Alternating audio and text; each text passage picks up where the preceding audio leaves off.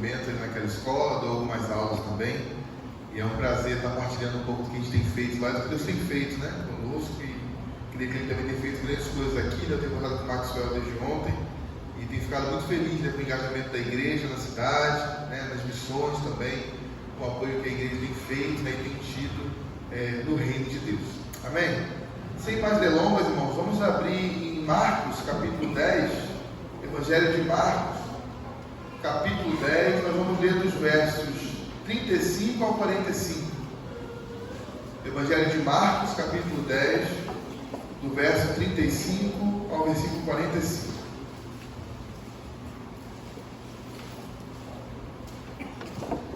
Bem, Marcos 10, então, de 35 a 45, diz assim: Tiago e João, filhos de Zebedeu, aproximaram-se de Jesus e lhes disseram: Mestre, desejaríamos que faça por nós o que te vamos pedir. Ele lhes disse: Que quereis que eu faça por vós? E eles lhe disseram: Concede-nos que nos assentemos na glória, uma à tua direita e outra à tua esquerda. Jesus lhes disse: Não sabeis o que pedis. Podeis por acaso beber a taça que vou beber, ou ser batizado no batismo que serei batizado? E eles lhe disseram: Podemos, Senhor. Jesus lhes disse: A taça que vou beber, vós a bebereis, e com o batismo com que serei batizado, sereis também batizados. Quanto ao assentar-vos à minha direita ou à minha esquerda, não cabe a mim concedê-lo. Isso será dado àqueles para quem foi preparado. Os 10, tendo então ouvido, começaram a indignar-se com Tiago e João.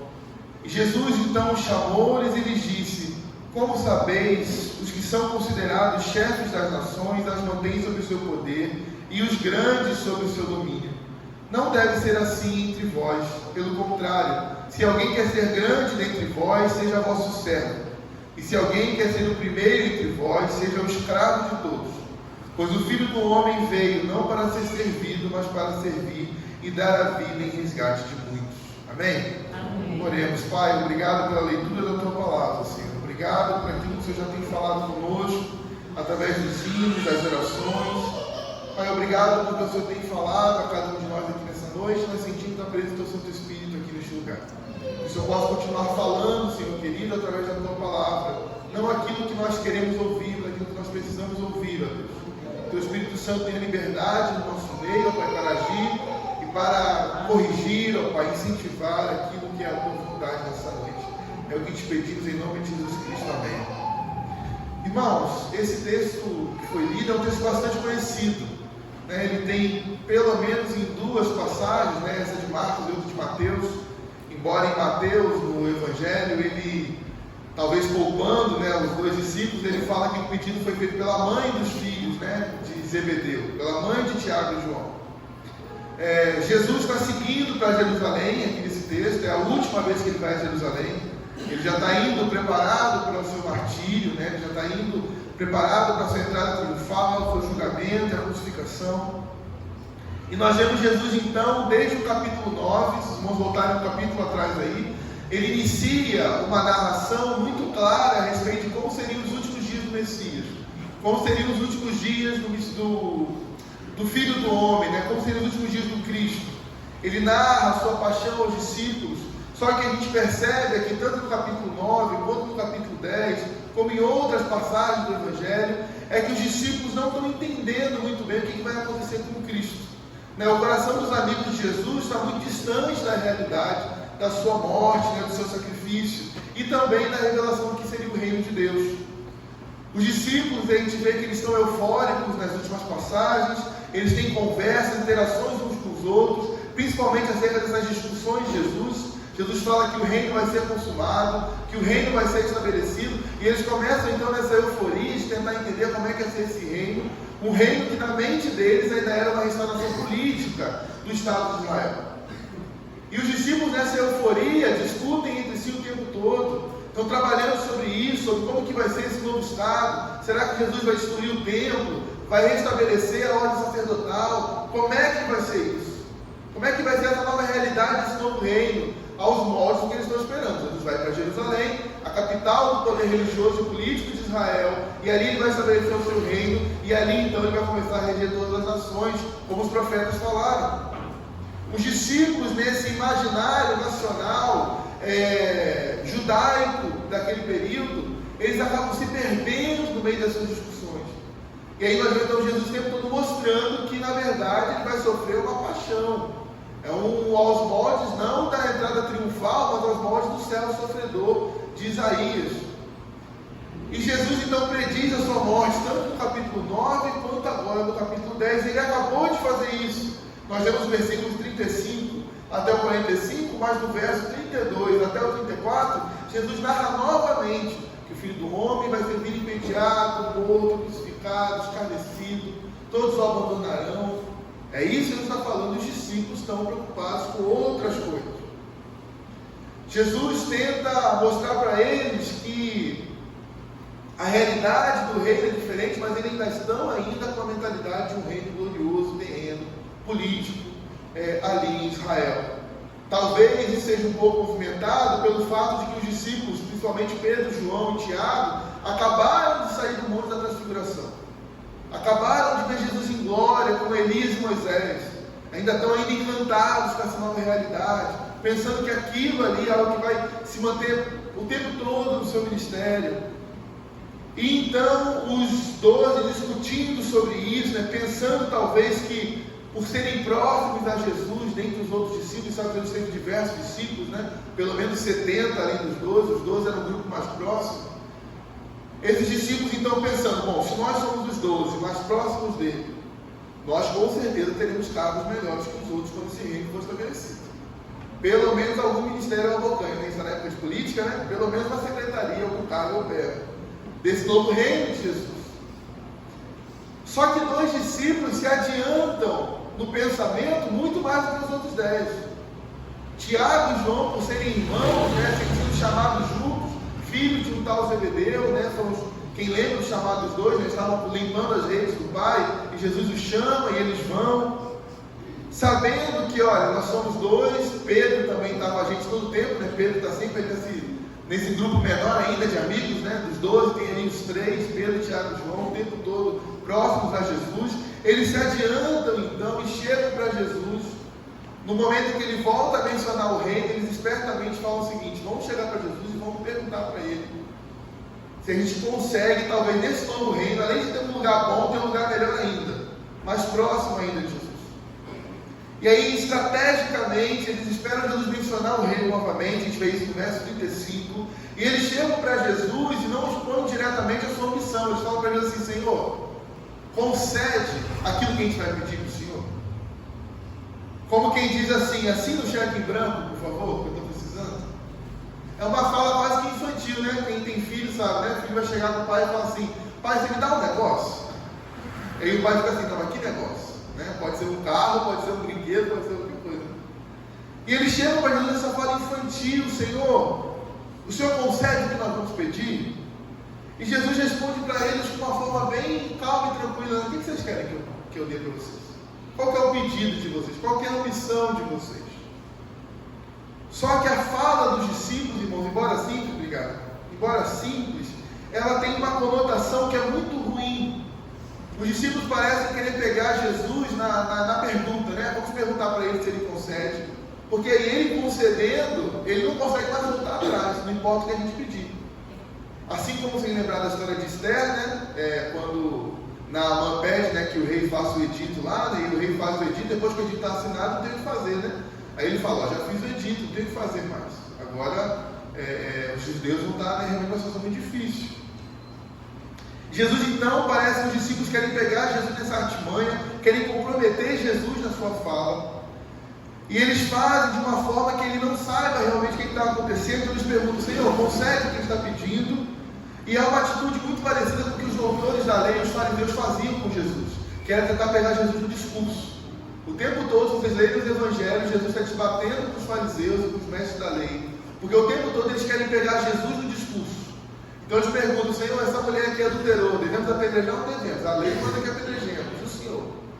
O tempo todo eles estão tentando pegar Jesus na artimanha, e os discípulos parecem fazer a mesma coisa, agir do mesmo modo, como se eles não estivessem diante do Rei do Universo, como se eles ignorassem a figura de quem é Jesus, de quem é o Cristo, de quem é o Messias, como se eles ignorassem praticamente o que eles viram no Monte Monte da Transfiguração. O Senhor foi transfigurado aos olhos deles, conversou com Elias e Moisés, não saberia qual era o intuito da pergunta. Eles ignoram a identidade do próprio Cristo, fazem isso de forma deliberada, bancando as suas próprias ambições, seus próprios desejos humanos. Mas Jesus é interessante que ele não repreende os dois, ele dá continuidade à conversa. Ele parece que quer ver até onde os discípulos vão. Ele não faz igual, por exemplo, quando ele faz com Pedro, né? Quando Pedro fala que ele deveria morrer, né? Falar de morrer, ele fala: Pedro, faça-se de mim, né? Satanás, né? Faça-se de mim. Ele deixa com que eles mostrem, ele pergunta: o que vocês querem que eu conceda? E eles então mostram e dizem para ele, né? Que eles querem sentar-se um à sua direita e o outro à sua esquerda. Eles querem os melhores lugares desse reino. Se vai ter ali um reino estabelecido, eles querem ser pelo menos o primeiro-ministro e o líder da Câmara, pelo menos isso. E é interessante, irmãos, que o pedido dos discípulos é extremamente contrastante com a realidade que Jesus estava pregando. Jesus está pregando sobre ser morto, sobre ser entregue na mão dos malfeitores. Né? Se nós pegarmos aqui o verso 32, 33, ele diz o seguinte: eles o condenarão à morte, o entregarão aos pagãos, e eles o escarnecerão e cobrirão de escárnio, e o flagelarão e o matarão, e 3 dias depois ele ressuscitará. Os discípulos querem que no meio dessa glória que ele vai receber, essa suposta glória, eles sejam colocados em posição elevada.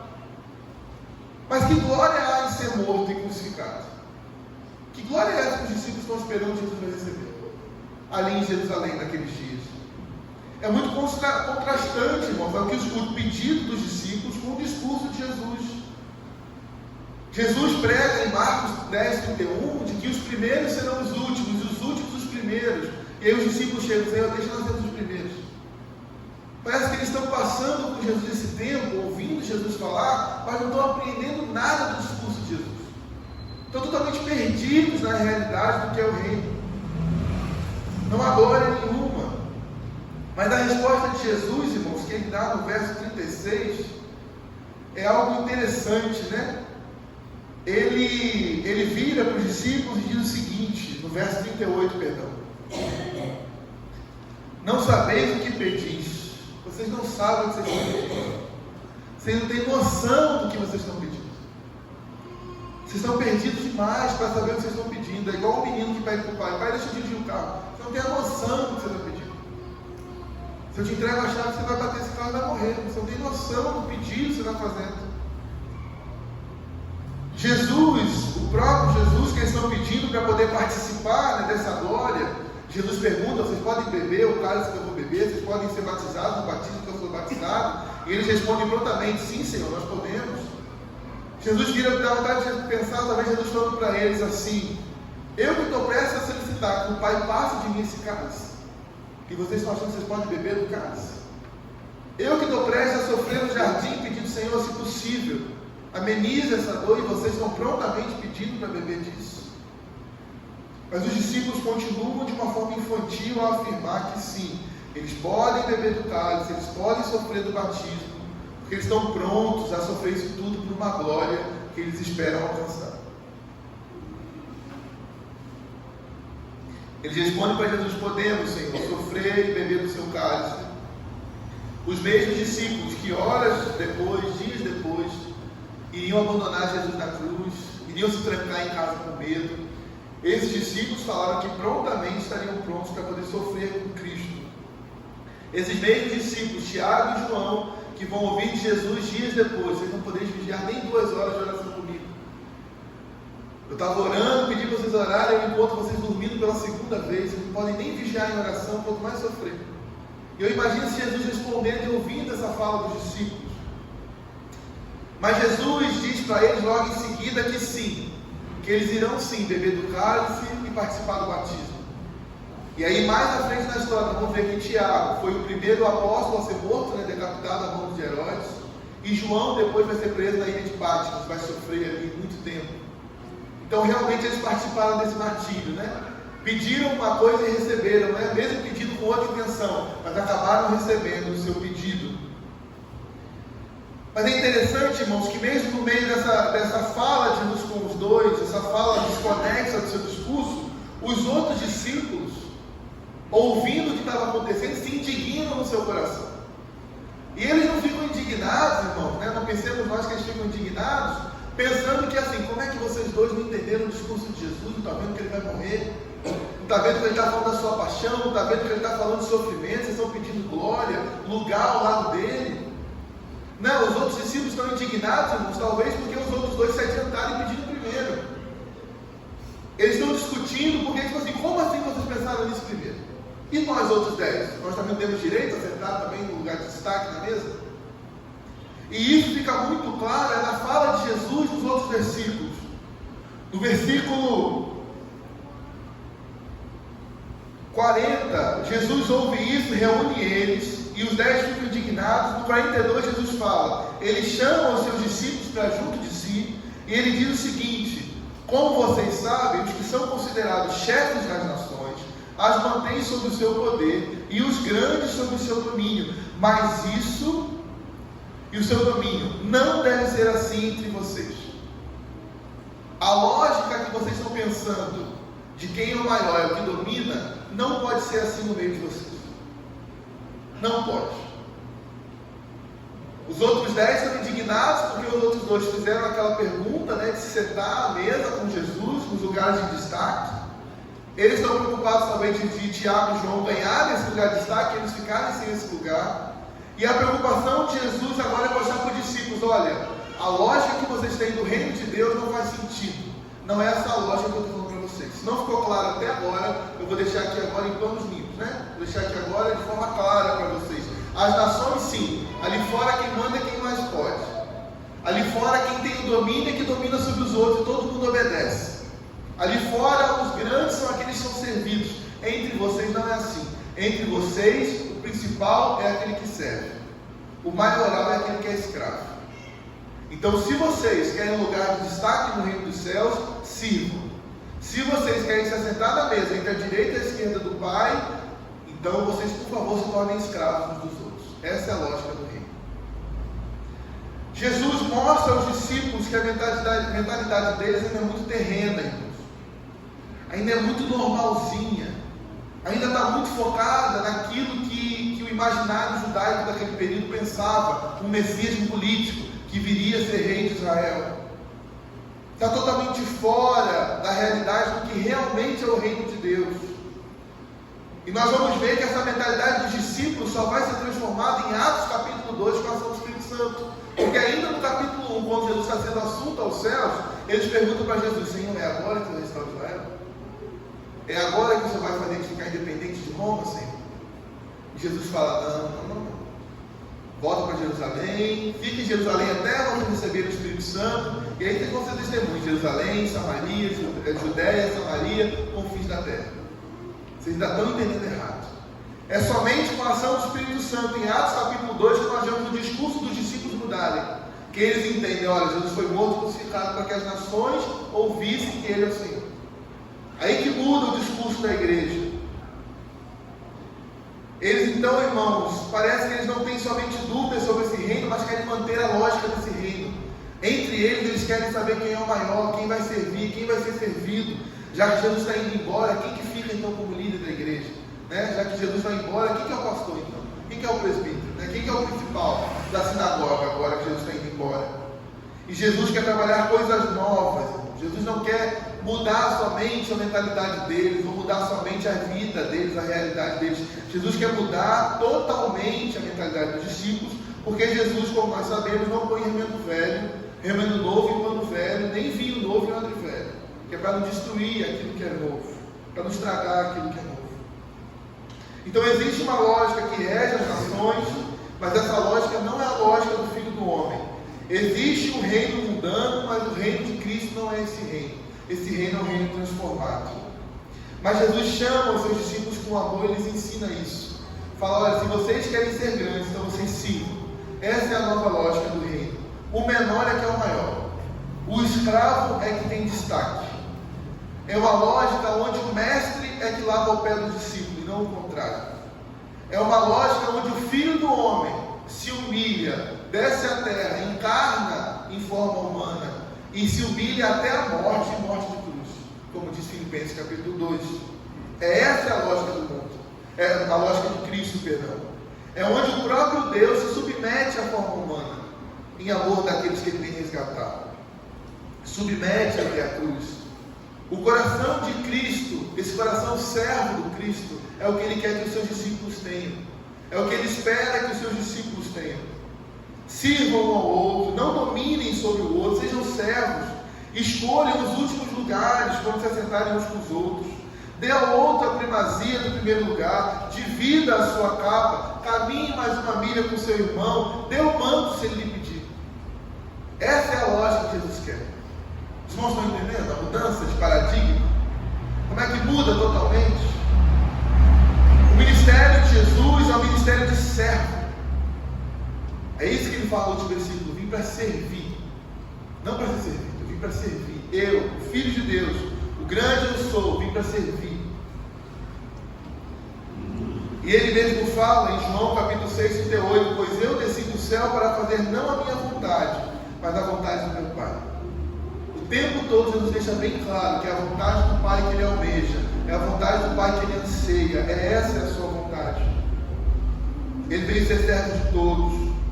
E como os discípulos naquele momento estão longe dessa realidade, como os discípulos estão longe desse caráter de Jesus, estão longe de demonstrar o mínimo fruto desse coração servil. E hoje, 2000 anos depois dessa história, 2000 anos depois da realidade dessa conversa de Tiago e João, com o testemunho de todos os mártires que nós tivemos, de tantas pessoas que dedicaram a sua vida a Jesus, nós vemos a igreja muitas das vezes viver a mesma realidade. Muitas das vezes, mesmo depois de toda essa história de cristianismo que nós conhecemos, sabermos o caráter de Jesus, entendermos o principal do seu reino, que o seu reino não é terreno, parece que dentro da igreja a mentalidade ainda é a mesma. Uns querem ser servidos, uns querem dominar, queremos os primeiros lugares da igreja, queremos os lugares de destaque. Não, eu quero se for para estar lá na frente dirigindo o culto, lavar o banheiro de igreja eu não quero. Eu quero se for para pregar domingo à noite, pregar em congregação eu não quero. E parece que essa virou a realidade da igreja.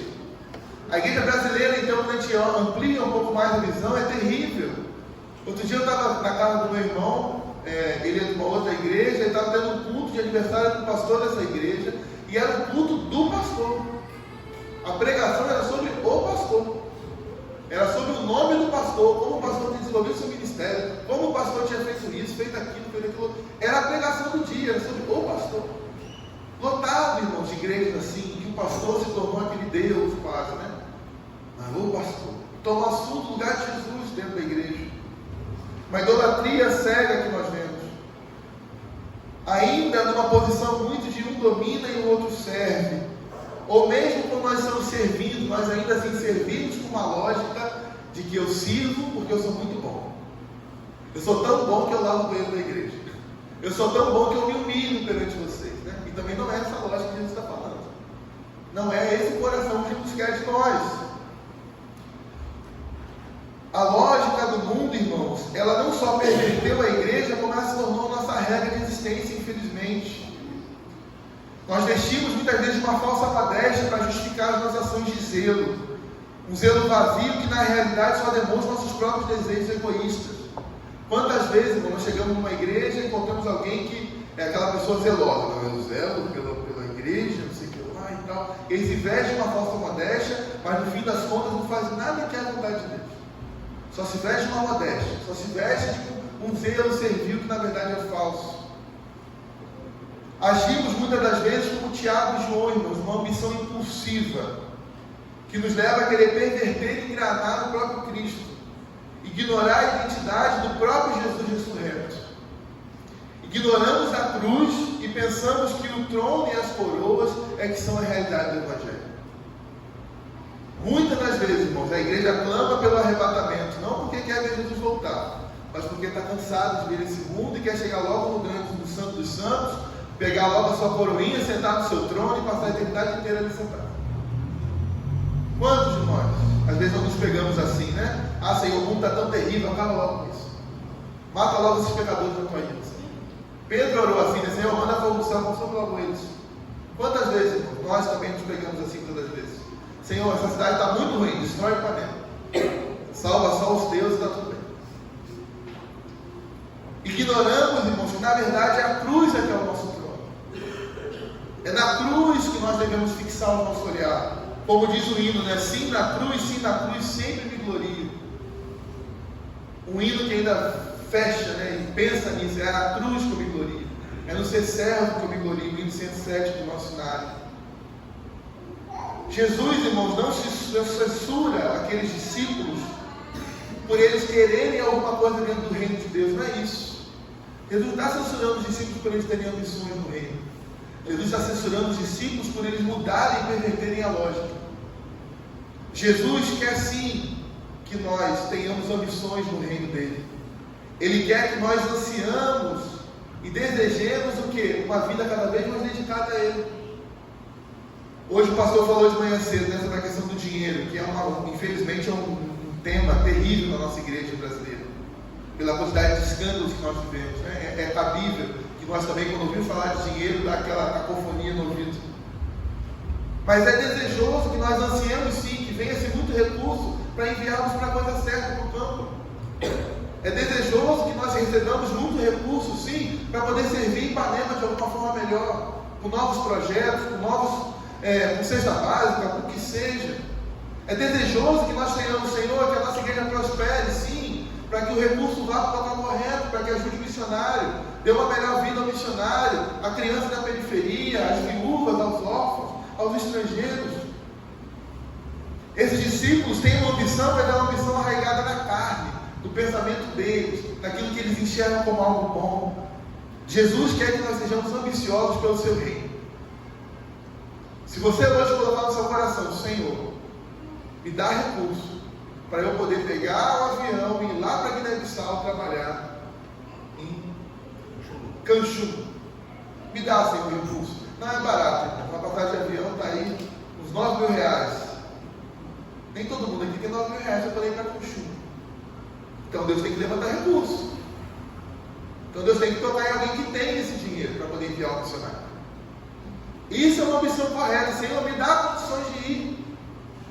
Senhor, eu quero fazer um curso de missões, Pai. É tantos reais por mês, eu não tenho. Me dá esse recurso, então. Ou então me capacita para ter um emprego que me permita isso. Está entendendo como é que a lógica muda da ambição? Eu não quero para mim, eu quero para o reino. Eu não quero ter para mim, eu quero ter para o reino. Para gastar no reino. Para gastar no reino, irmãos, Deus dá. Para investir no reino, Deus abençoa. Deus faz isso. Quantas vezes Deus levantou homens ricos? Não é pecado ser rico, de forma alguma. É pecado você ser rico só para você mesmo. Agora, quanto mais você libera para Deus, mais você tem. Isso é uma realidade. Não está usando prosperidade, não, mas é realidade mesmo. Quanto mais você investe no reino, mais Deus abençoa. Às vezes a gente, com o nosso pouco salário, com a nossa pouca vida, consegue abençoar muito mais. Quantas pessoas são abençoadas vezes pela nossa vida, mesmo parca, né? Imagina para quem tem muito recurso. A ambição que Jesus quer de nós é uma ambição do reino. Há uma ambição que Jesus espera dos seus discípulos, que é fazer a vontade do Pai a qualquer custo, que é o que esses discípulos enfrentaram depois.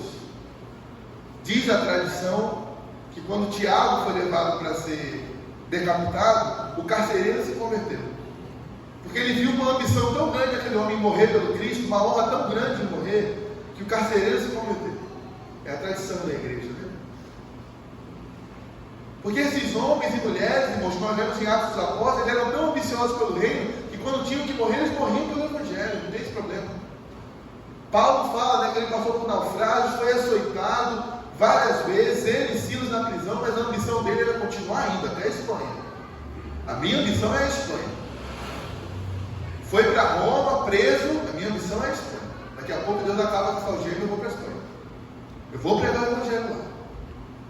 Paulo escreve suas cartas de prisão e ele dá ali, olha, irmão, daqui a pouco eu estou com vocês. Isso vai passar, essa tribulação vai passar, porque eu tenho a ambição de levar o reino para mais pessoas. E doía em Paulo, quando ele via que muitas das vezes as pessoas livres não faziam o trabalho e ele preso, né? Triste essa realidade. Então nós precisamos ter um compromisso, uma ambição precisa estar no nosso coração, e esse papel, irmão, dessa ambição, muitas das vezes é cumprido pelo Espírito Santo. É Ele que nos dá. Né? Hoje nós estávamos ali sentados no almoço, né? O nosso irmão Washington, né? Falou, né, sobre o texto de Filipenses. Deus opera em nós tanto querer como efetuar. É o Espírito Santo que trabalha em nossos corações, nos dando essa missão. Jesus está então, irmãos, não propondo apenas que nós lancemos a mão de mais uma missão, que nos esforcemos em mais uma coisa. Jesus quer que nós peguemos toda a nossa vida e dediquemos ao seu reino. Ele quer que a gente pare de pensar numa lógica em que eu crio um filho só para ser médico, esse cara vai ser rico e vai no final da vida ter uma vida boa, prosperar, ter uma casa, ter um carro. Jesus quer que a gente mude essa visão. Jesus quer que nós comecemos a pensar o seguinte: eu vou para a faculdade, para aqueles que são jovens, né? Para fazer o quê?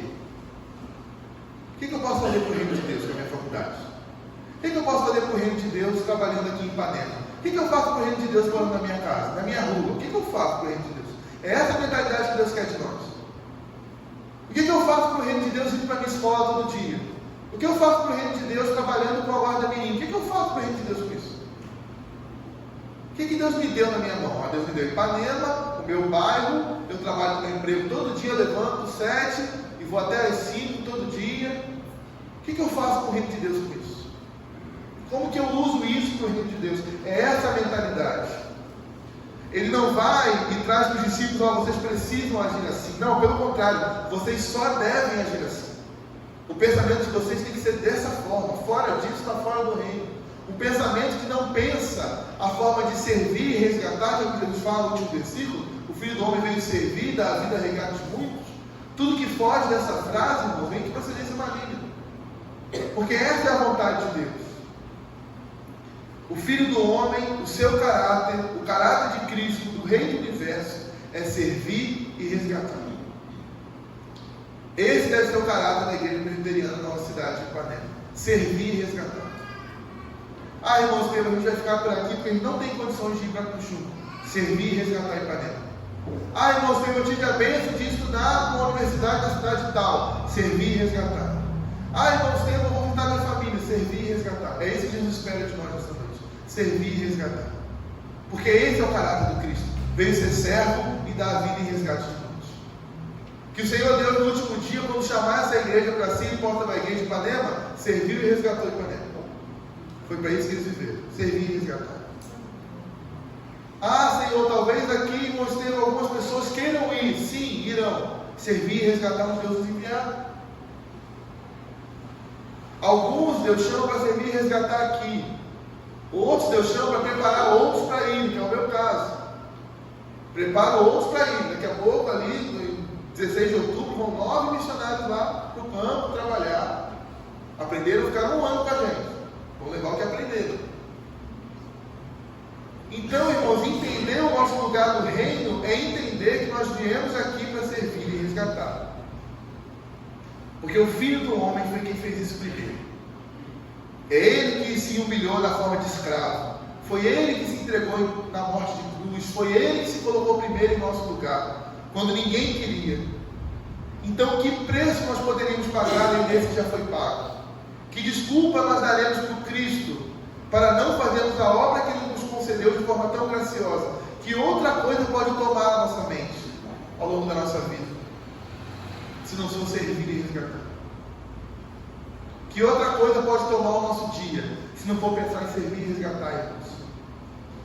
Porque Ele falou que é o seguinte: vestimenta e alimento nós teríamos.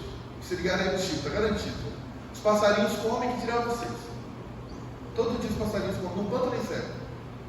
Quer dizer que nós vamos para o nosso emprego? Nós vamos trabalhar todos os dias, né? Todos nós aqui saímos, trabalhamos, levantando o nosso sustento. Mas é um pensamento de que, se o Senhor já garante isso, o resto do meu tempo é servir e resgatar. É trabalhar em prol desse reino.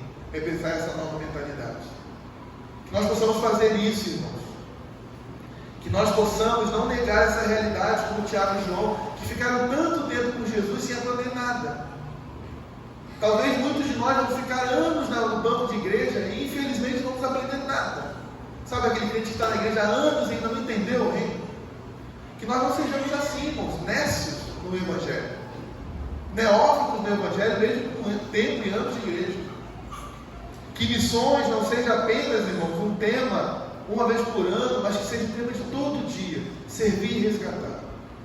Quem? Minha família, meu vizinho de rua, meu vizinho de bairro, a minha cidade, região de Minas, Minas Gerais, o Brasil, o confins da terra. Essa é a lógica da igreja. Essa é a lógica da igreja. Todos nós fomos chamados para isso. Ninguém aqui foi chamado para sentar em banco de igreja. Ninguém aqui foi chamado. Deus precisasse de louvor, ele já teria os anjos muito melhores do que nós para cantar, que já cantam o dele todos os dias. O louvor que Deus espera de nós é o serviço. Que as pessoas passem na rua como em Atos dos Apóstolos. Ali vem aqueles que estão transformando o mundo. Chegaram aqueles que têm transformado o mundo. Chegaram aqueles que têm feito coisas diferentes. O pessoal daquela igreja ali é diferente. Os crentes de Ipanema são diferentes. Para quem sabe, irmãos, e eu creio nisso, creio mesmo pelo que a igreja tem vivido, daqui a alguns anos alguém um dia escreva assim, como que a igreja de Ipanema mandou tanto missionário para o mundo? Ipanema fazia pequenininha, do cantinho de Minas Gerais, como que mandou tanto missionário para o mundo? Essa é uma missão boa que não podem ter. Daqui a uns anos algum biógrafo escrever assim, a igreja de Ipanema não foi muito missionário. Algum país talvez um dia fala assim, não, hoje nós somos cristãos, porque um dia alguém mandou alguém de Ipanema para cá. Onde fica Ipanema no mapa? Nem sei. Mas falarem assim, não, porque um dia aquela igreja levantou-se para mandar missionários. Hoje o evangelho chegou aqui nessa terra. Assim como nós um dia recebemos missionários de outros países, nós nem sabemos o nome. Às vezes nós nem sabemos quem foram os primeiros que vieram para cá evangelizar essa região aqui. Mas um dia alguém veio, porque alguma igreja enviou. Porque alguma igreja intercedeu e ambicionou, falou, não, eu vou mandar missionário do Brasil sim, que alguém tem que salvar o Brasil. E agora é a nossa forma de retribuir, por servir e resgatar. Que essa igreja seja um berço de missionários, seja um berço de transformação para essa cidade, para essa região. Que nada nos dê medo, dessa forma. Senhor, nós somos pequenos, nós somos pobres. Não, irmãos, os discípulos também eram 12, um grupo pequeno de pobres pescadores. Que ninguém olhava e falava, isso aí não dá em nada, não. Um carpinteiro com 12, meia dúzia de pescador, um outro coletor de imposto, publicano, isso não vai dar em nada. Não. E olha onde nós estamos hoje, Pela ambição do próprio Deus, no sentido de ver a vontade do Pai ser feita. E custe o que custar. Porque quem entrega a sua vida dia a dia, irmãos, quando precisar entregar a vida de uma vez por todas ao Cristo, entregará. E morrerá pelo nome do Senhor, talvez no martírio, Que é a nossa maior honra, poder morrer por Cristo.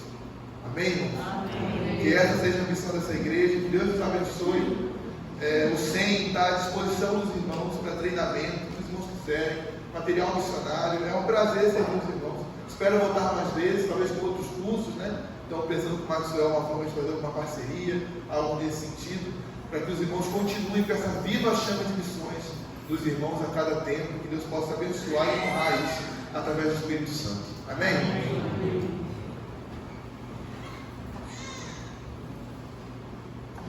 Amém, meus irmãos, ministério de louvor. A mensagem desde cedo tem sido